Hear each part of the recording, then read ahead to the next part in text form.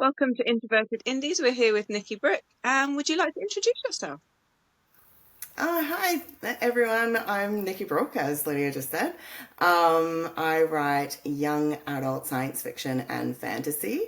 I also have two dogs, one called Osiris and the other one called Apollo. Um, Obviously named after ancient gods. I love a bit of mythology and yeah, I'm a total geek. But I'm really proud of it, and I love other people that are geeky and passionate and stuff like that as well. So, yeah, that's me in a nutshell. Excellent. Fantastic. Yeah, I feel you with the geek thing. Like, I know that all sort of, I don't know what your geek is, but I know like gaming and Dungeons and Dragons, all that sort of thing used to be really like, no, you can't be that. Whereas now it's like, yeah, do your thing. That's okay. So I'm loving I it. agree.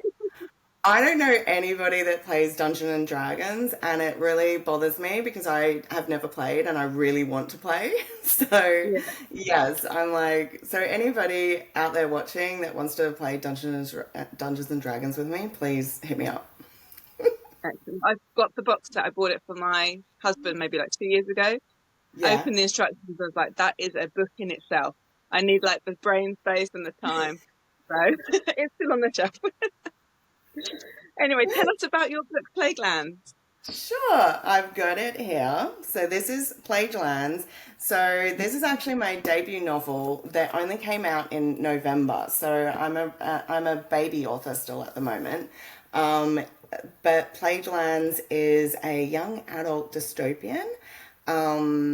It's set in the future where all the cities are enclosed in glass bubbles, and these glass bubbles protect the citizens against diseases outside. But Martina, a resilient teenager, finds out that things aren't quite right, and then chaos, as a novel needs to have, unfolds from there. She's all motivated by protecting her little brother. So they've been orphaned, typical YA trope, Mhm. orphaned before the book starts, and her little brother is only 8 years old, and she's like his guardian, has to look after him, and throughout the story, that's her primary goal is to look after him. Fantastic. No, that sounds excellent. I love a bit of sci-fi dystopian as a sort of sci-fi dystopian writer myself. It sounds brilliant. So it's going on my list of books to be read. So what sort of inspired you? You say that that's your sort of favorite kind of genre.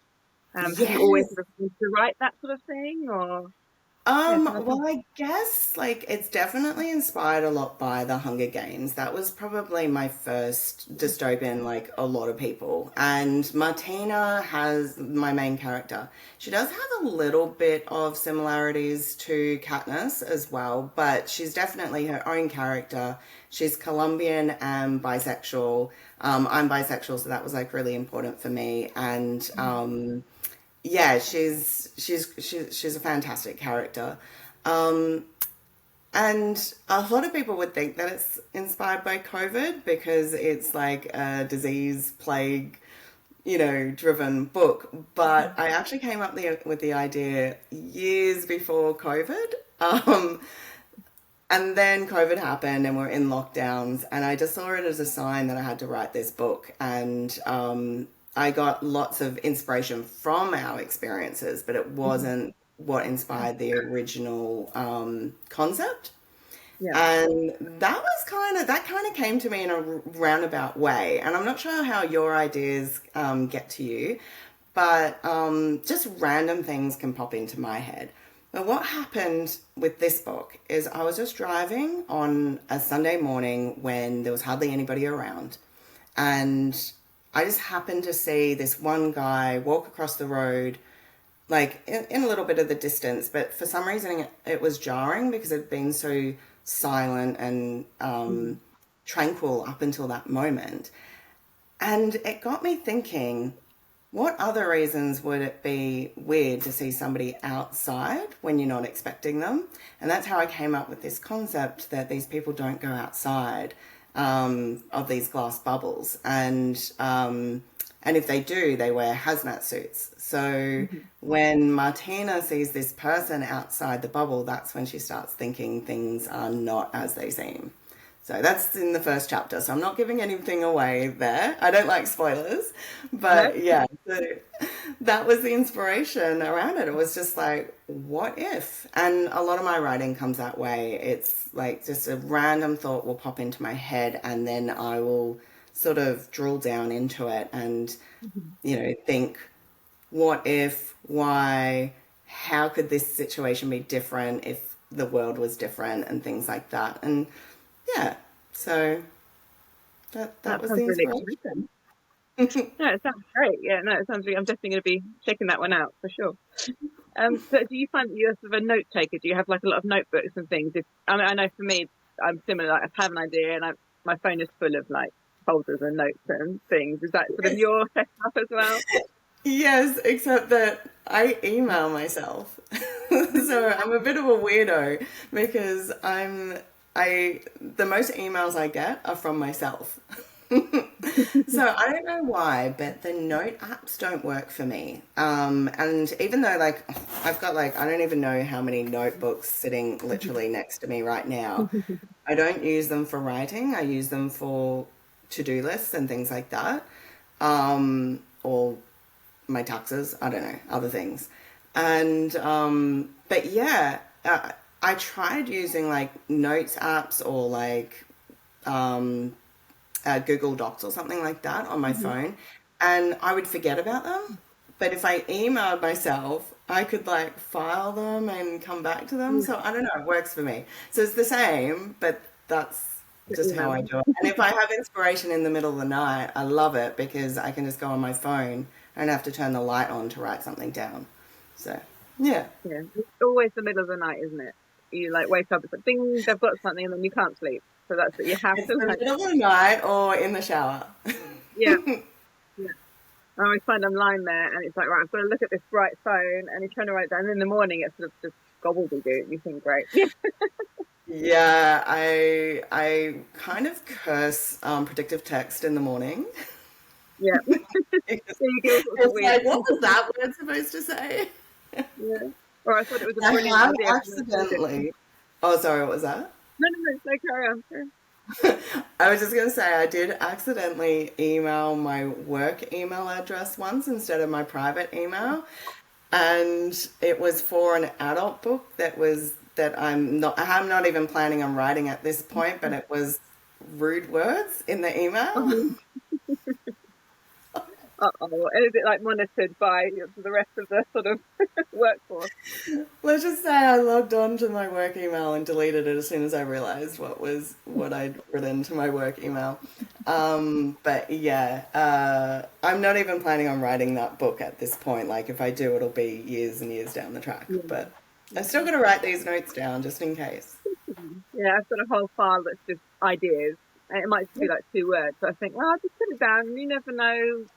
I think I find like a book idea needs to sort of percolate for a while, and I just think about it for Yes. like maybe 2 or 3 months, maybe longer, before I actually write anything.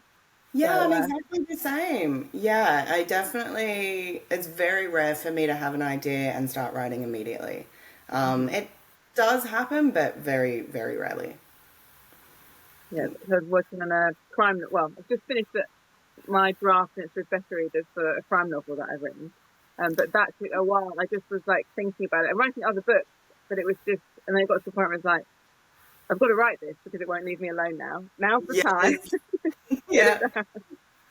And then it I took think, like 5 months. So, isn't it funny how then it just like ends up in your head and it's like it just like repeats itself constantly mhm, and you're like, okay, you got to write it. Yep. yeah, I've you heard get it other out. writers say the same thing. Yeah. Yeah, definitely. Do you have other books that you've written, or other books that are on the go, that are in the pipeline? Yeah, so Plagued Lands is actually the first in a trilogy. So I Mhm. am working on the sequel and have plotted out the third book as well. So I know how it's ending.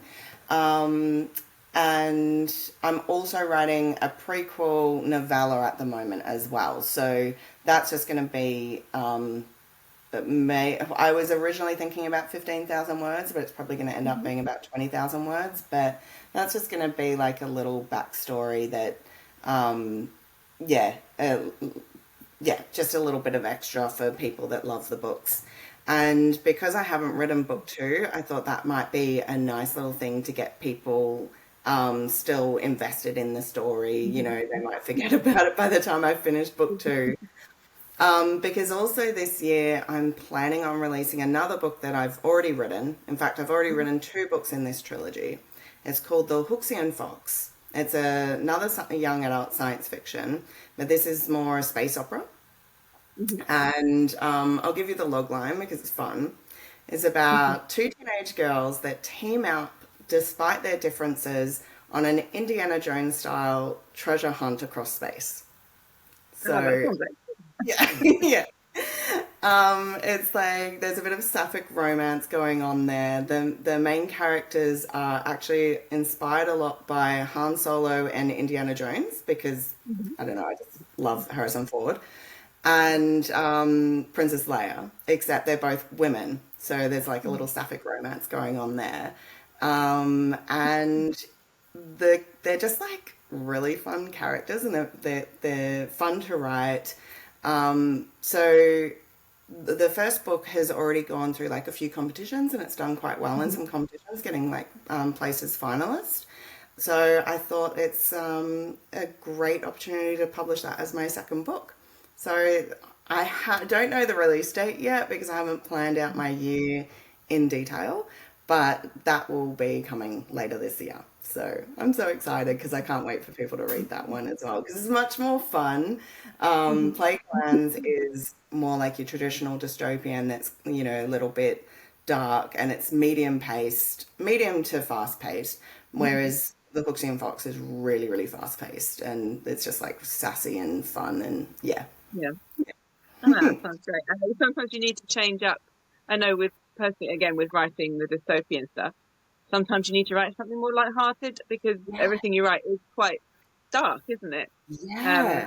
Yeah. even though there are lighter bits, so I started writing just a short, like a sci-fi comedy about a 40-something-year-old woman who wanted to go off into space and join the space force, but her life sort of changed, so she didn't. So then in her 40s, she's gone back and done it, and she's on sort of like a litter picking ship and Yeah. thinks, well, this is rubbish. And then things all go wrong, and the main ship disappears, and they're the only ones that can go after it. And so I've just written like little short, like episodes sort of thing. But I thought I just needed something light amongst all the sort of heavy Yeah, because things. it gets really heavy, and especially like with you know the political climate in the world at the moment as well, it can be really heavy, but it can also be like you take a lot of inspiration from the world as well, and it's almost cathartic to read and write dystopians as well because of that. So, but you do need that balance. You need the light stuff and you need that heavy stuff as well. So it's great that,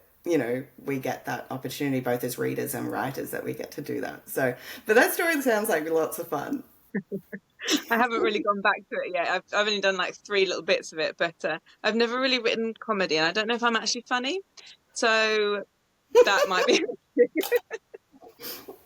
I almost lost uh, my drink when you said that though, so you must be a little bit funny.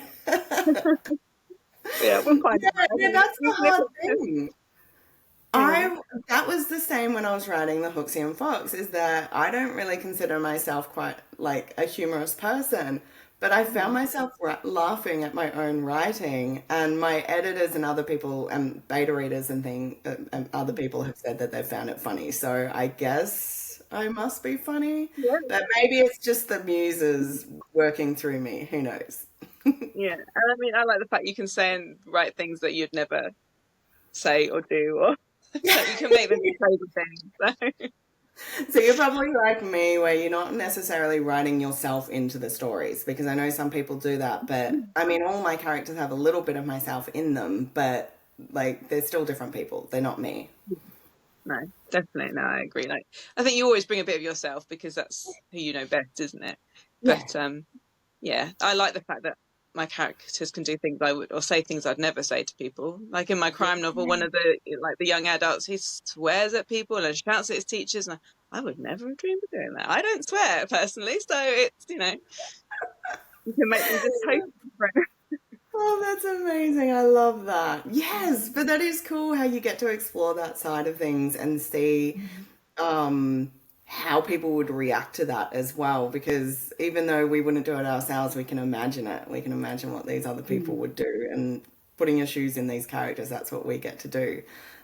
So that's, yeah, that you've just kind of hit on my favorite part of writing is that you get to explore those sorts of things. So do you have like other than the notes, do you have like a drafting process? Or you kind of like get it all down and then go back, or you do kind of edit as you go? What's your sort of routine like? Yeah, that's a great question. I am not a pantser, but I don't plot in detail either. Mhm. So I do plot though because I find it's really good for me to have a roadmap. I've tried when I first started writing, I was just a pantser and it didn't turn out great. Like I'm not publishing that story. In fact, I will, but I'll rewrite it first. Um, but yeah, so I've got it all plotted out, and so I didn't. I knew Plague Lands. I wanted to be a trilogy when I started it. I knew that the one book wouldn't be enough, but I didn't know exactly how it would end, like how I would end the third book when I first started the first book. But I did know how I wanted roughly how the first book was going to end, and I worked towards that. Through the editing process, we ended up changing that, but it still gave the book a better direction and a better arc for, I'm not saying that's how everyone should do it, but that's how it worked for me. And so now every book that I write, I definitely plot out all the big things that I need to happen. So the end, the how I need the characters to change, certain things that will make the characters change, like love interests or, um, something catastrophic happening and things like that. So I plot all of that out. I put it all into Scrivener now, which is my favorite writing tool of all time now. Mhm. Doesn't work for everyone, but I swear by it. I don't know how I lived without it.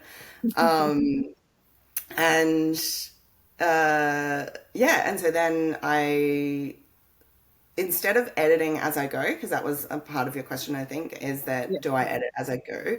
Rarely.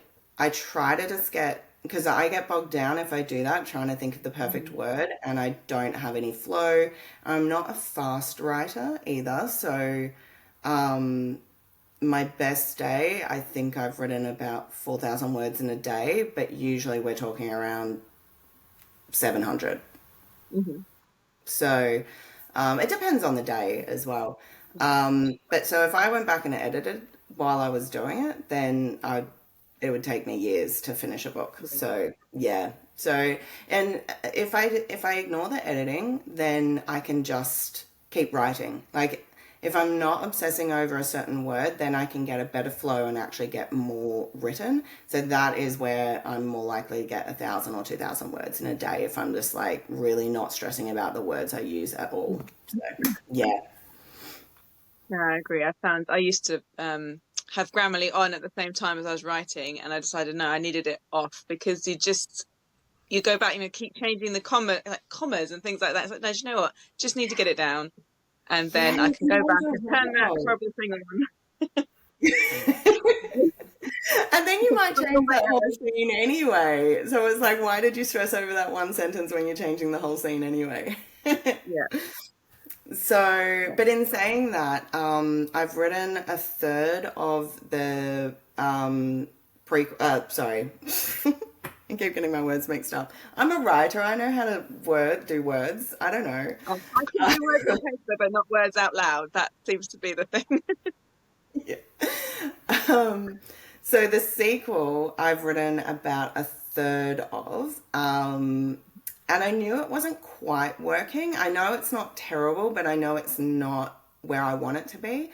So Mhm. once I finish writing the novella, which hopefully won't take me much longer because I've been a little bit sick, so I'm a little bit behind on my goals. So I'm hoping I did actually hope to have finished the novella, at least the first draft, I mean, by now, but I am behind. So once I've done that, then I will start from the start again for the sequel. just because I think that's going to help with the rest of the book. So even though I don't wouldn't usually do that, I think in this case, because I've written that and then have gone and started on the prequel, I think it'll get me back into the flow of things anyway, that rather than starting where I stopped. Um, and I just think that's going to help the direction a lot more for the rest of the book. So yeah. So I think you still have to be flexible no matter what you do, right? So there's no hard and fast rules. Even, with anything, like even if people are saying, no, there's like certain rules for grammar and how you write. No, you can break them. There's no hard and fast rules. It's all Definitely. And evolving. I take great pleasure in turning, like when Grammarly's saying, you should do this. I'm like, no, I don't want to. Gives me great joy.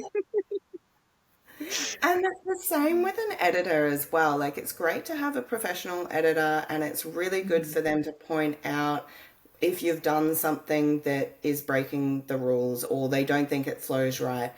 You've still got the choice of whether you accept their suggestion or not. You're the writer, and if you think you need it to flow differently and that full stop there or a new paragraph there is going to work better for that flow that you're trying to design, you go with that. So, yeah. Yeah, exactly. I know if you weren't certain, like a certain style in your writing, or I know I've used, it keeps telling me I need to put like and into places, but no, it's like I want dark, dank, dreary, or whatever it is. Like I just want the three words in the list, not like with an and in there, because I want it to be like more punchy. It's like put an and in, put it. I'm like, no. Yeah, because that gives that Something different. punchiness and that like stop, start that you might be wanting the reader to do.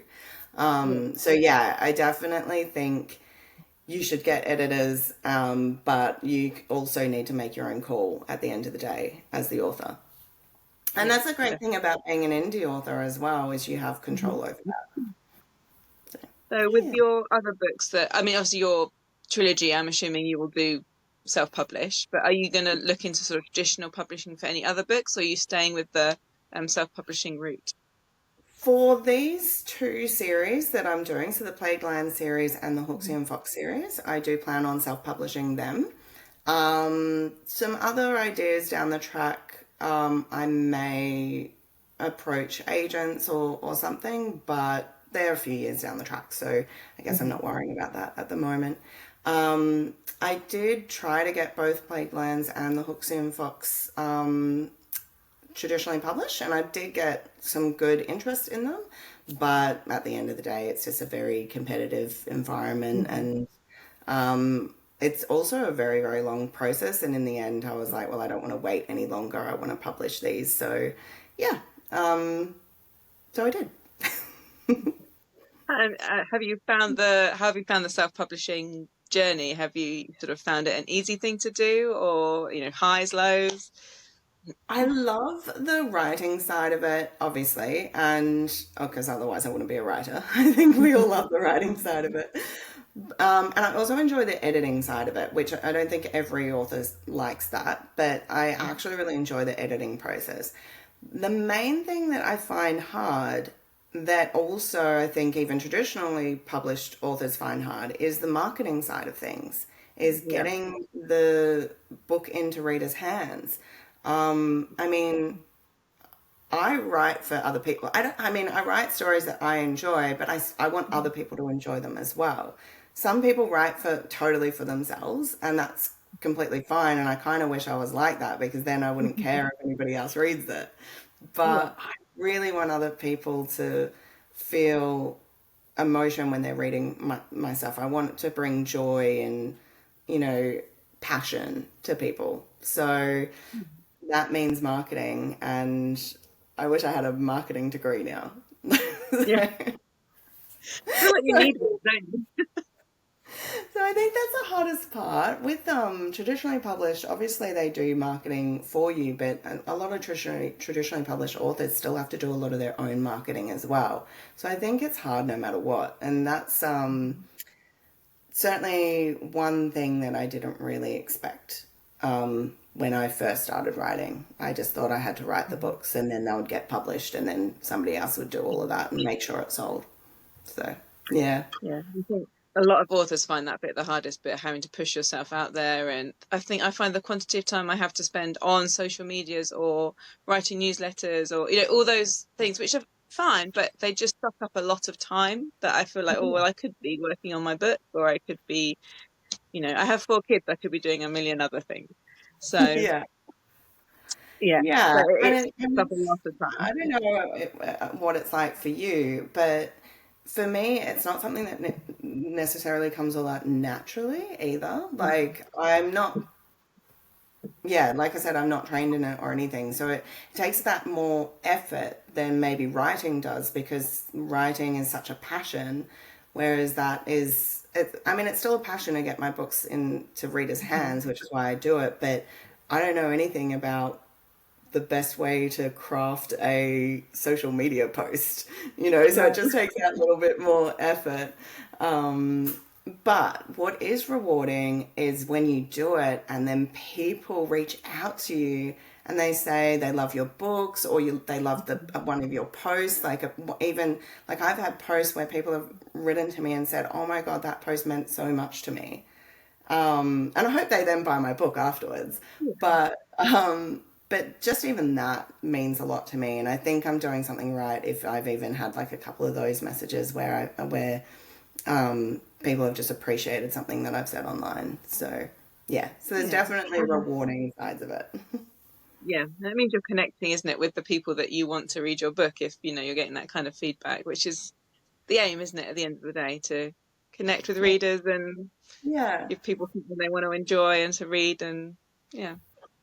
yeah, exactly. And I was thinking, you must know that feeling though, doing these, like, putting indie authors in the spotlight. Like, that must be, I hope that feels rewarding for you, because I know all of us indie authors really appreciate it. So, yeah. No, I'm really enjoying it. I'm not the most, as the title says, extrovert person. And my husband he can talk to anyone in the shop, in the street, anywhere. People just talk to him, whereas people don't talk to me. So, it's out of my comfort zone, but actually, I think sometimes it's good to push yourself out of your comfort zone. And everyone Yeah. I've spoken to has just been lovely and interesting, and they have so many nice things to say. It's just Yeah. nice to meet people in the same boat and be like, yeah, I'm having the same struggles, or yeah, I'm doing the same thing. And actually, Yeah. there's so many great books that I've added to my list as well, having chatted with lots of people as well. So That's so yeah, good.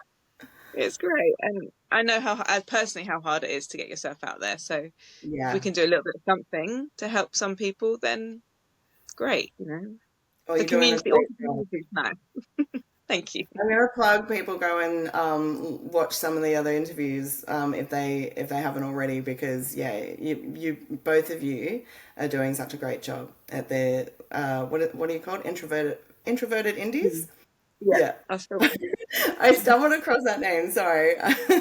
Introverted indies. I Yeah, went to say indies first, that's why. that's all right. Um, so yeah, no, we are desperate just to sort of get people out there, and we've just started like signing up for author panels. So we're trying to get people, see if we can do some sort of discussion things and work out that. So that's our next venture. I think we're Oh, that's hoping to so maybe do some cool. kind of giveaway or something like that. We're trying to get ideas together, but we live like opposite ends of the country, so we've met up once, but it's not easy to actually meet in person, and it is nicer to Yeah, meet in person and chat if you can. yeah, So yeah. yeah, Oh, well, good on you. That sounds exciting. Look yeah, forward to yeah. hearing more about it. Excellent. Yeah, keep your eyes peeled. So, where can we buy your books? Where are they available? Yeah, so the usual places like Amazon, Barnes and Nobles, Waterstones. If you go to nikkibrooke.com/books, or just go to nikkibrooke.com, which is spelled NIKKIBROOKE.com. Yeah, a list of options are on the website, so people can just link from there to buy the book. Yeah, so, and I'm not sure when this goes to air, but it is going on sale soon. So it will Excellent. be for 99 cents US dollars. So Yay. Oh, I'll make sure I know when that is and get it get it at that point. So do you, other than writing, do you have any other like hobbies or, favorite books, favorite movies? Oh, I am a big science fiction film watcher as well. I've just organized to watch The Edge of Tomorrow with my cousin tomorrow night. She lives on the opposite side of the country to me as well, and we tee up the movie so we watch it at the same time and then like message each other through the movie, going, "Ha, that was a funny bit," or "I can't believe he said that," or whatever. Sort of like a little watch party. But for some weird reason, our TVs run at different speeds, so that's fun. Yes. So yeah, so I love watching movies. So I also have a day job where I'm okay. Now you're gonna like be like, this girl's not cool. I'm an accountant. People's eyes glaze over when I say I'm an accountant, so I don't tell them that anymore. I tell them I'm a writer. But yeah, I'm a finance partner, so I actually help people that don't know their finances and help them to understand it. But I work in a company that helps people that are blind and low vision, which is really rewarding. So even though I don't help directly, it's really cool that I'm helping indirectly, which is, yeah, very rewarding.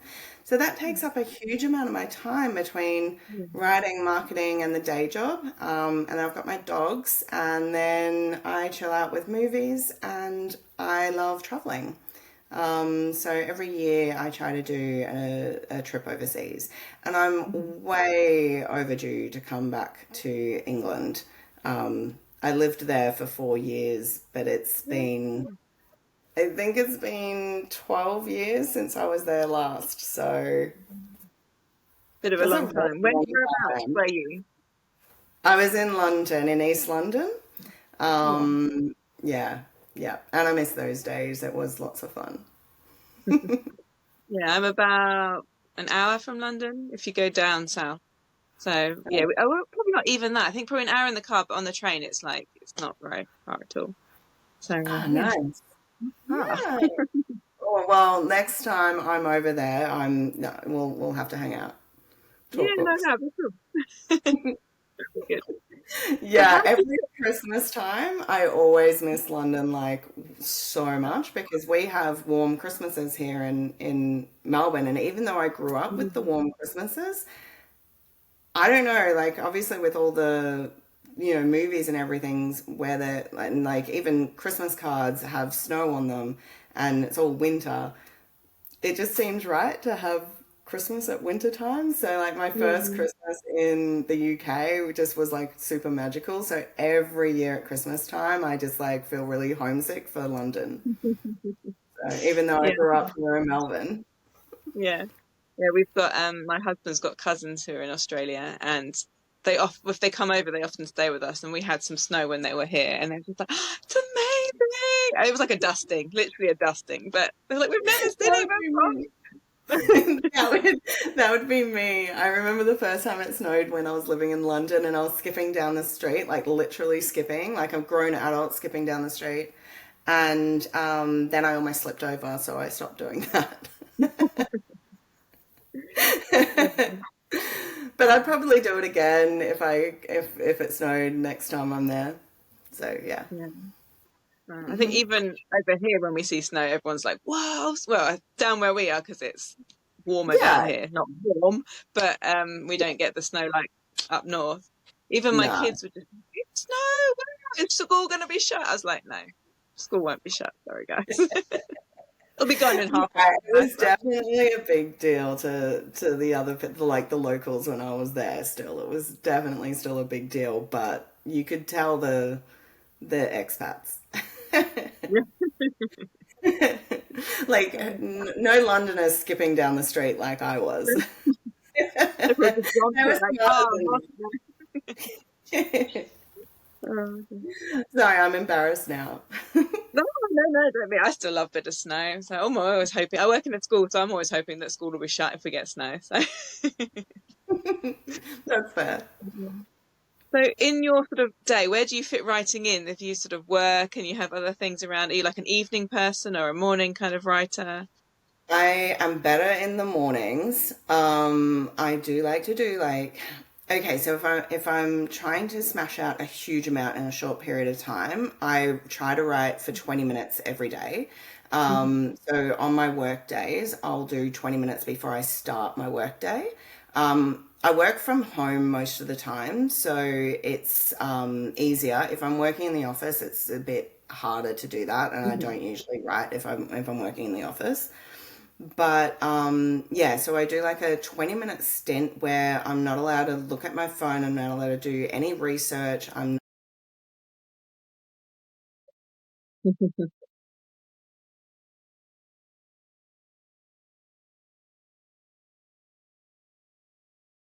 Yeah.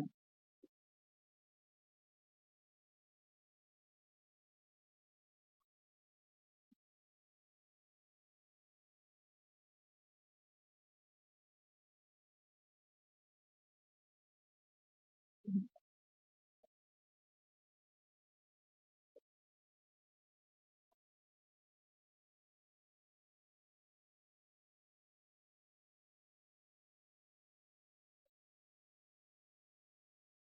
Mhm. Yeah.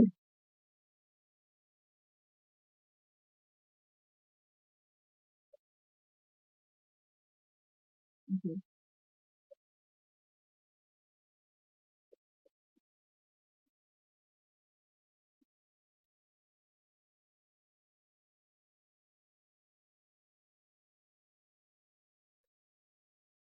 Mhm.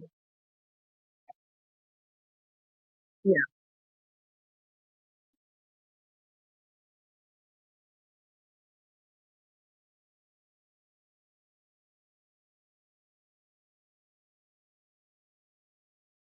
Mhm.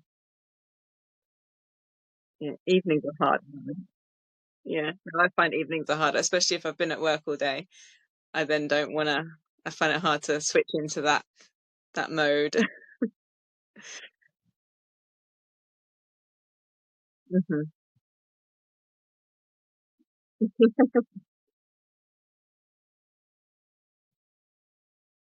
Yeah, with my eldest is 13 now, so we've got to the point where he doesn't go to bed at 7:30 like some of the others do, and he wants to be downstairs with us, and so yeah, it's all kind of changed really. It's not If you go to bed at 7:30 and then it's quiet for like 3 hours. It's like no, they're still kicking around. So, but it's fine. It's a different phase of life.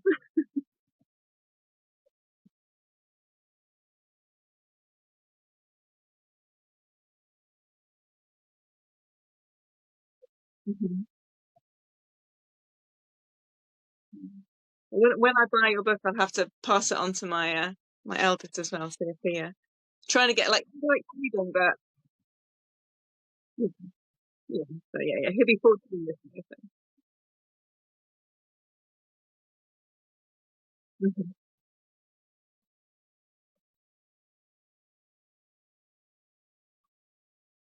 Mhm.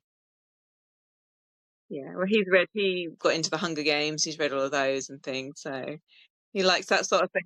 Probably up his street.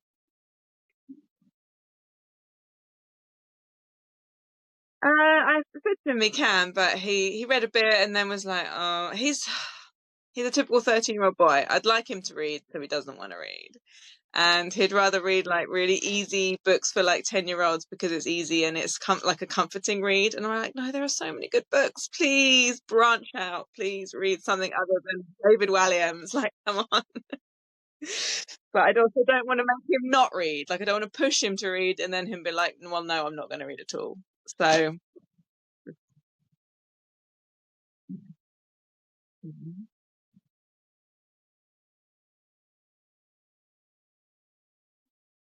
Yeah. Yeah, because with my daughter, who's 8 now, will just read and read and read and read. But I think maybe it's a boy thing. Maybe boys are less inclined. I don't know. I have three boys and a girl, so she reads a lot, and the others are like, if I have to. So I'm like, it's good for you. Please read, but mm. Mhm.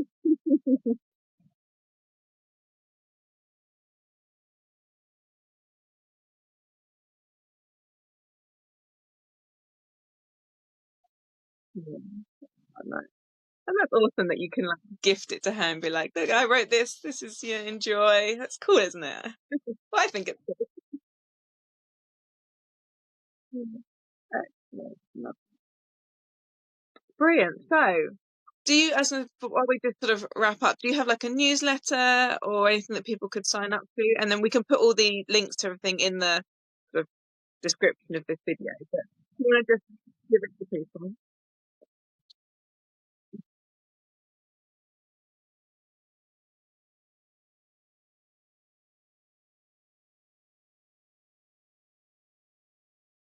Mhm. That's right.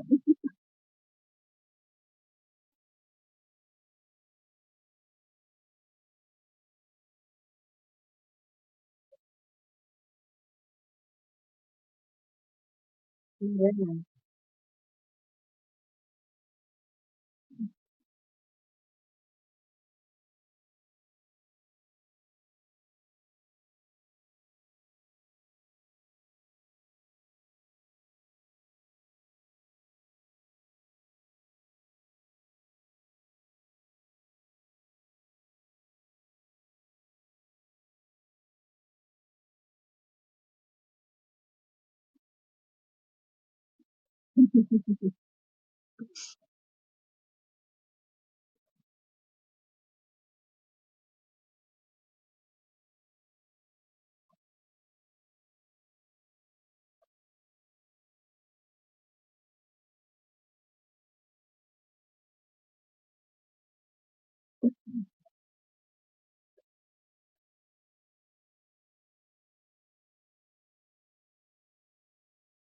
Lovely. Fantastic.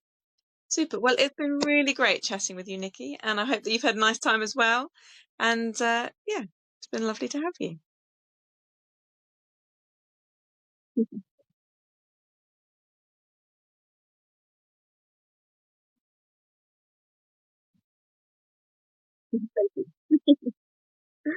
Super. Well, nice to chat, and yeah, hopefully we'll speak soon.